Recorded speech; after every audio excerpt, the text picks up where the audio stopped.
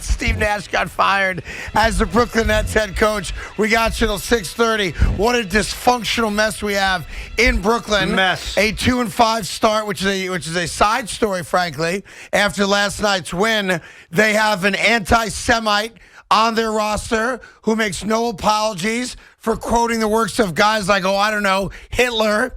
And then they fire their head coach. And the biggest rumor out there right now is that the leading candidate to replace Steve Nash is Ime Udoka, who was with the Boston Celtics. He's still on their payroll, but got suspended for the entire year because, we don't really know. But we do know that some of the accusations involve sexual harassment of women in the workplace. Boy, Joe Tsai, what an owner. Unbelievable. You're a Net fan. I'm not. Immediate take is what?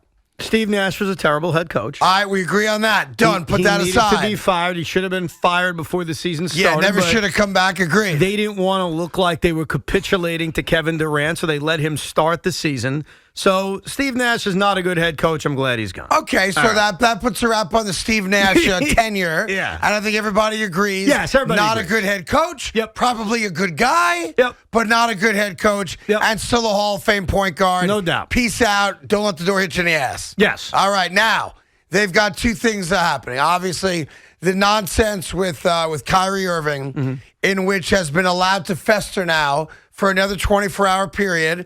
The organization has no balls whatsoever. Other than a strongly worded tweet. Right. That is it. Right. The multi-billionaire owner who's done a lousy job as the owner of the Nets, which Yes. I think you have also said. Yes. He's the worst owner in New York. I've said that. Has embarrassed himself and let down the Jewish community, and not just the Jewish community, everybody who should have a sensitivity to thoughts like Kyrie Irving's and the book/movie that he referenced. It's not just a Jewish issue, it's a human issue.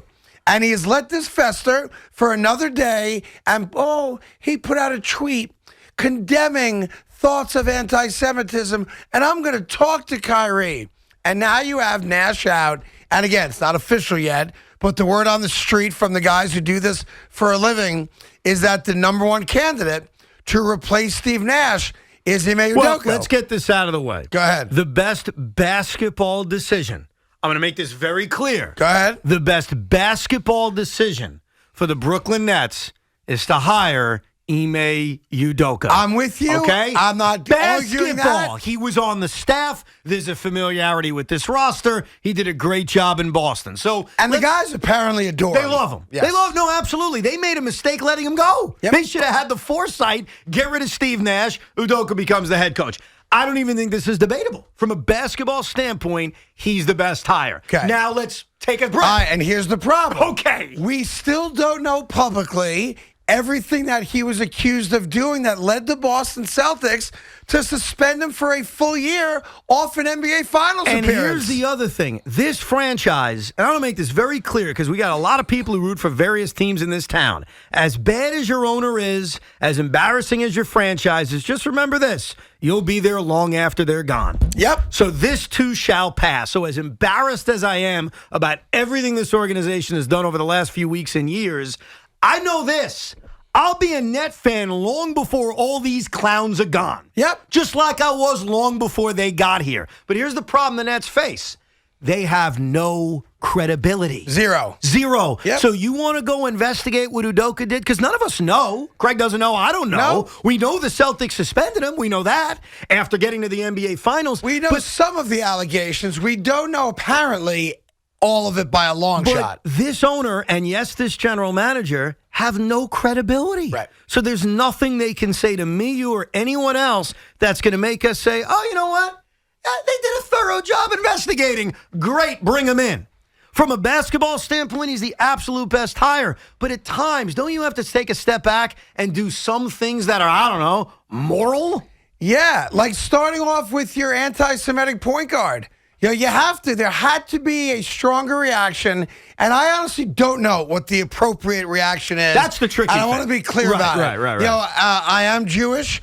I found what his the book and the movie, which I did the research as Evan did, is highly offensive. You don't have to be Jewish to find it offensive. It is patently offensive on multiple levels, and some of the thoughts that are spewed out in that book, and the fact that Kyrie Irving, although he did take the original tweet down, which means somebody got to him, and he recognized, maybe despite my unwillingness to back down and to stand my ground, he did back down a bit. He did a little bit. Taking the post down. But it's not enough. But he has not apologized. He has not said, I understand why the comments of the book or the movie are sensitive. I need to maybe read more or learn more before I put something so caustic out there. I want to apologize not just to the Jewish community, but to New Yorkers, blah, blah, blah. None of that has happened.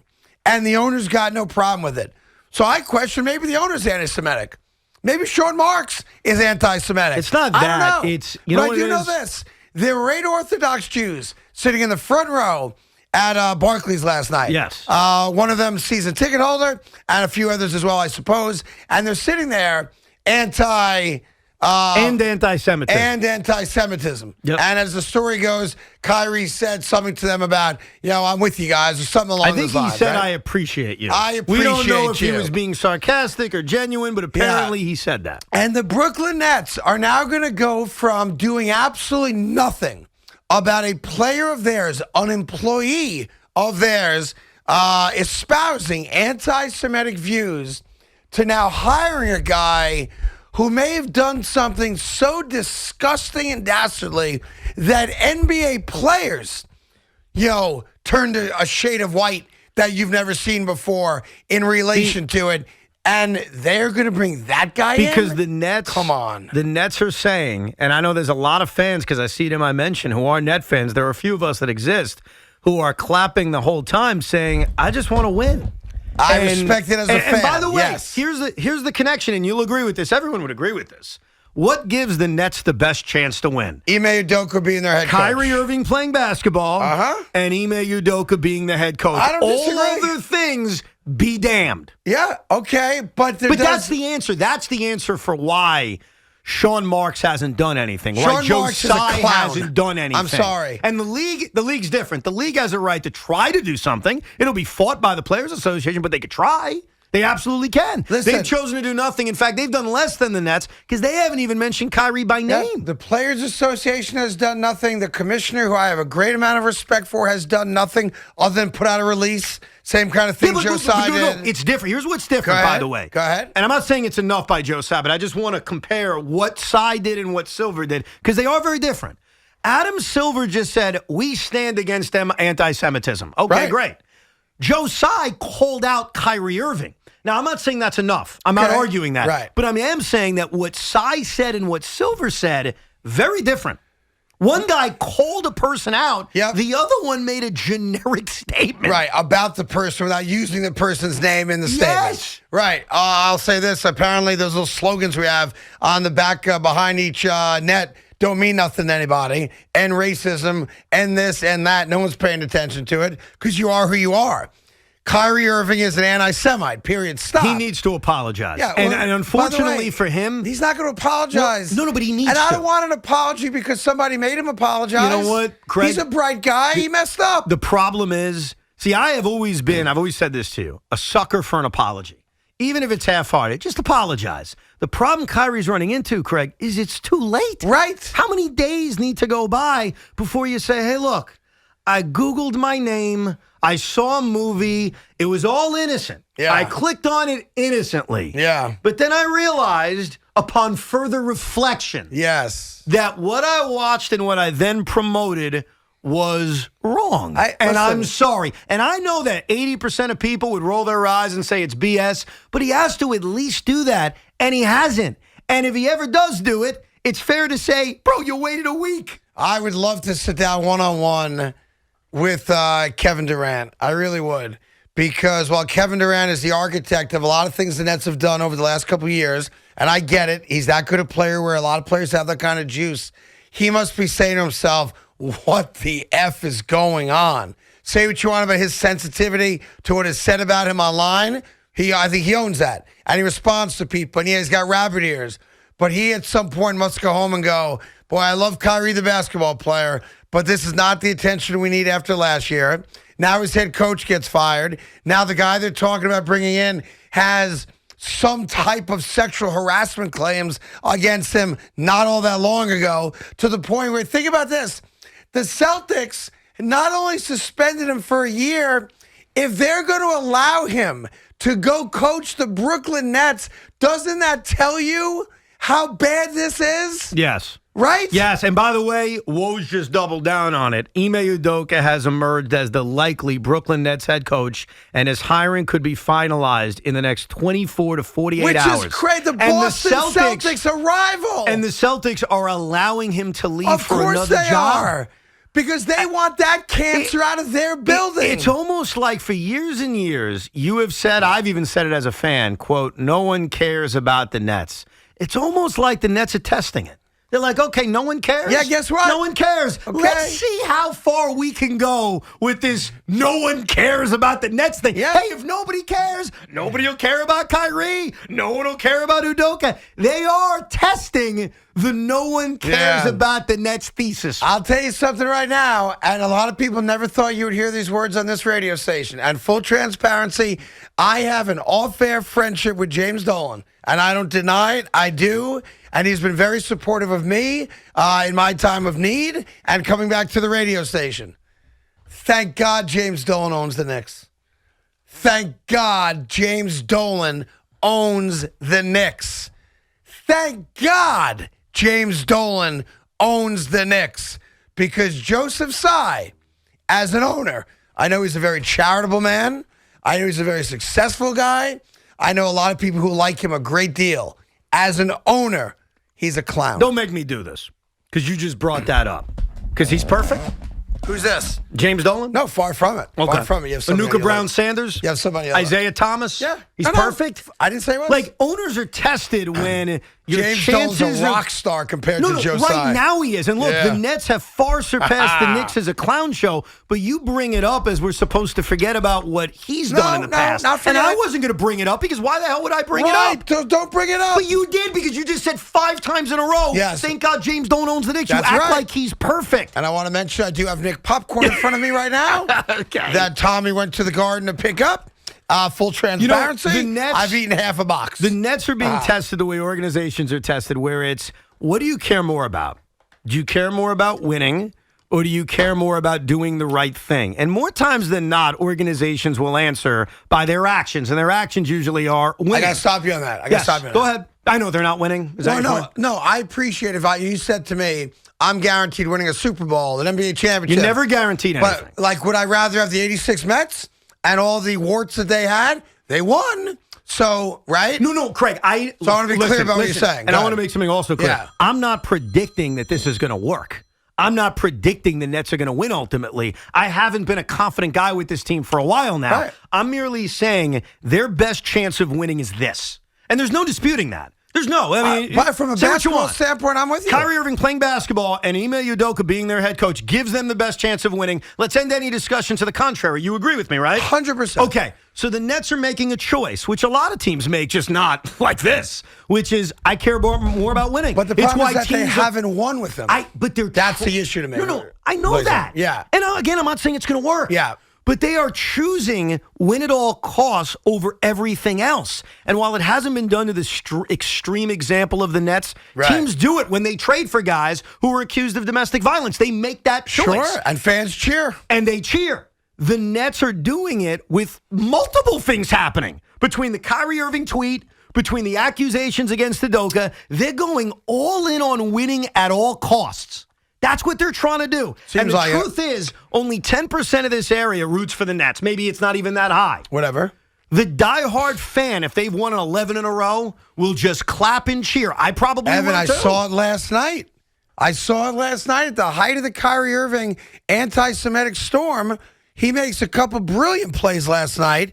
They're cheering for Well, him. are you cheering for the human or are you cheering for the performance? Well, good question. And is there a difference? I think the question there is, how hard is it to separate the two? He's a wonderful basketball Craig, it's player. very difficult. I could tell you this firsthand because there are other examples, and I'm not comparing them, but there are other examples in which I didn't want guys on my team. When a guy's accused of domestic violence, I don't want him on my team. Sure. When a guy, we all know who I'm talking about, killed dogs, I don't want him on my team. Right. But here's what ends up happening. I voiced my opinion. I voiced my opinion about Kyrie. Then they start playing, and you just root for the team. Yeah. For the laundry. You did the same thing. We all do the same thing. We all do. So cheering a Kyrie Irving 3 doesn't mean you're cheering him, and certainly doesn't mean you're cheering anti-Semitism. It means, as a fan, you're rooting for the guy that's got your laundry on. And guess what? I think here's the point of that. All of us have done it at some point. No, every one of us has done Every it. You can't one be of us. hypocritical. We've all done it. Here's the point. Joe Tsai shouldn't put Net fans who've been very loyal in that position. Yes. That's the issue. Yes. You're a fan of the Nets. Yes. So if the Nets, I don't care who it is, makes a big shot, you're going to cheer because your team made a big shot. The problem here is the owner, and I guess to whatever extent Sean Marks can make decisions, the general manager. They put you in a very bad spot. They have decided, and they're doing it with no suspensions or fines for Kyrie Irving, but more so now, they're doing it. If they hire Ime Udoka, even though we all don't know what happened, maybe we'll find out, they're basically saying win at all costs.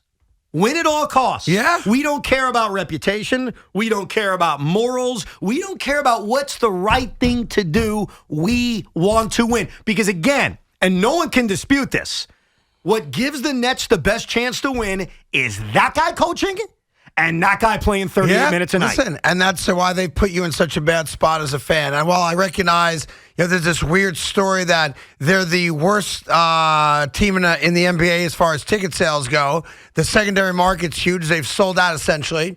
The few games they've played thus far at home, and that means it doesn't matter, right? Because if there was a organized boycott, which I never support, against Kyrie Irving and his anti-Semitic posturing, the building wouldn't have been full last night. It wouldn't be full tonight, which I'm sure it's going to be, right?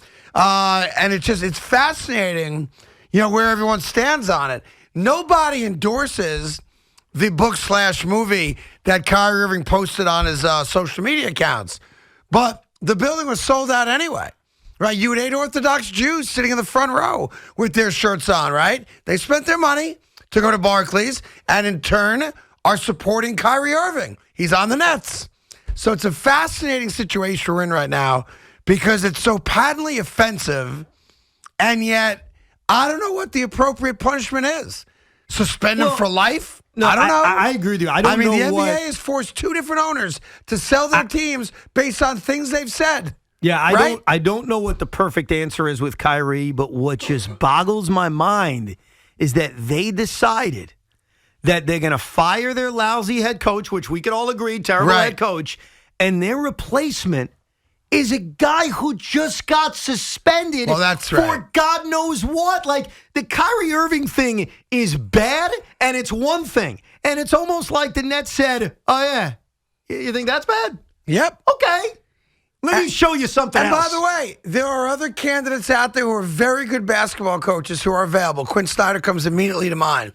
Jay Wright, possibly, if you want to lure him from the broadcast. Even Mike D'Antoni. Mike D'Antoni. There are guys out there, right?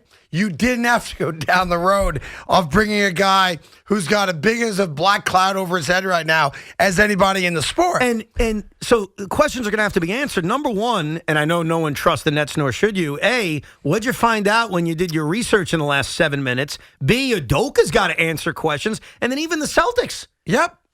Why you let him go to Brooklyn? Right. And I'll tell you something else I learned about this whole thing in the last 24 hours. Kevin Durant's a very smart guy. Is he? Why? Because he got Nash fired? No. You're not seeing it clearly. Yeah, we followed the bouncing ball. Go ahead. Kevin Durant is a genius. Yeah. He did everything in his power to get out of this crap. He saw it all coming. He knew what direction this was going to go in. Yeah. He might have known specifically what was going to happen. Well, he knew that he was involved in a bad situation. He did everything he could this summer to get out of this team. Guess what? Today's November 1st. if this team doesn't start running off wins in the dozens, essentially, by February, he'll get his wish. And his ass will be gone, and Kyrie will be gone, and it'll be me and 9 other people like the days of Jersey, all huddled around each other talking Nets basketball. There you go. There you go. You and Keith McPherson can have dinner together. It'd be great.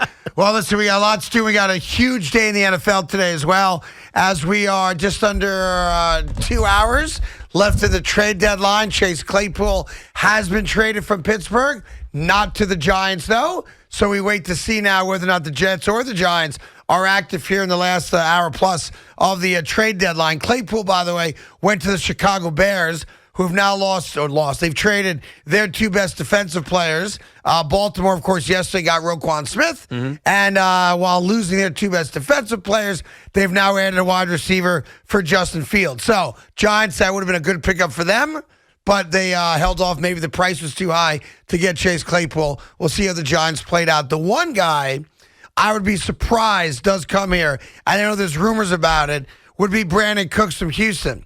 He's got $18 million guaranteed next year. And there's no way the Giants would do that, nor do I think could they. Number one, they'd have to give up an asset, whether it's a second-round pick or, dare I say, a first-round pick. I don't think he's worth a first-round pick. And number two, you got to restructure. There's no way you could have an $18 million cap hit on Brandon Cooks. Adding a wide receiver would be great. Sure. But you got to be smart about it. Would you have traded a second-round pick for Chase Claypool? I would not have. Why not? Because I don't know if he's that good. Yeah, but what do you... See, here's the problem, and you're doing the same thing. And there's no right or wrong in this. I'm just giving you my opinion. We overrate these draft picks. We might. We really do. Like, what do you think they're getting in the second round next year? It's a starter. A lottery ticket. You don't know. They got Kadarius Toney in the first round. How'd that go? Yeah, no, I understand. So here's a guy who you already know is a solid NFL player. You've already seen the potential he has. You're further along in paying him. That's the negative. But the positive is it's more of a sure thing than a lottery ticket. And that's what these draft picks are. And I think sometimes, and this doesn't mean I would trade every pick. We overrate the pick. Yes. Because the pick's not a person yet. I'm not saying trade every draft pick you have. I'm not even saying that. Right. But maybe we shouldn't put our arms around draft picks like they're the most valuable things in the world.